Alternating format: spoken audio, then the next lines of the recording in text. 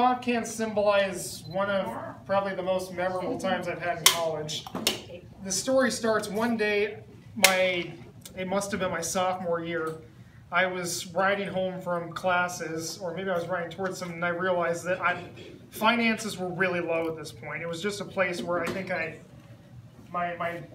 was working minimum wage. I had just dropped a lot of money on tuition, and it occurred to me, it's like, I don't think I have enough money to pay for rent and buy food at the same time this week. And I'm like, well, what do I do now? Am I going to have to go for like a week without food? I was living on my own at this point in my own apartment. I'm like, okay. So I prayed, God, please help me out here. And it so happened as I was riding my bike past Kinnick Stadium, there was a game going on. And I looked and I saw there were pop cans just littered on the ground everywhere. If you ever gone past Kinnick Stadium during the game, tailgating parties are everywhere and trash is everywhere. And then suddenly it occurred to me, it's like, you know, I could take in those pop cans and make enough money off redemptions to buy food. And so I ran to the nearest store I could find and asked them if they could spare a couple of trash bags. And they gave me 2 trash bags, and I filled them with pop cans up to the brim. And if I remember right, I tied those to my backpack and rode with my bike with these things tied to my backpack. I had a load about this wide and took them to Walmart, redeemed them. I had 30 bucks, and that was enough to buy me groceries the next week. And after that, that became my tradition.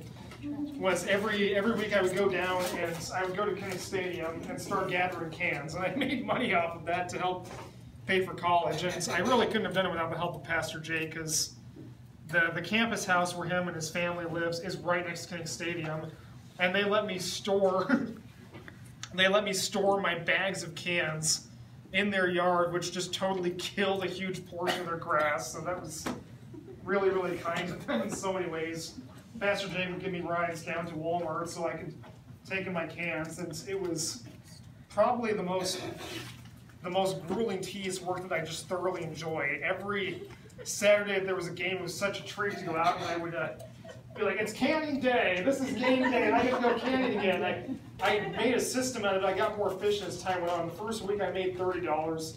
I think the next week it was $60. By the end of that year, I'd gotten up to $90.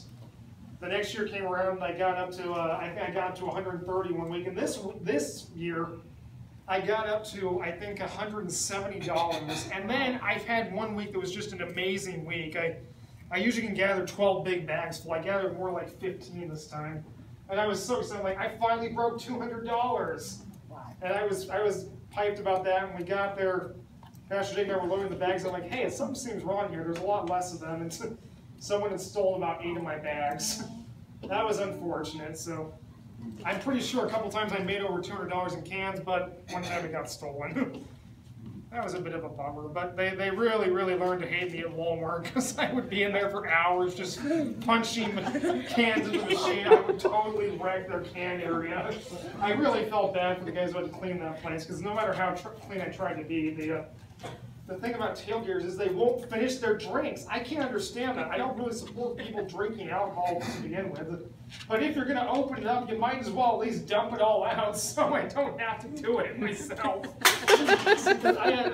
One of the time I would spend having to dump these things, I'm like, why don't people finish them if they buy them? I can't understand this. They're paying you a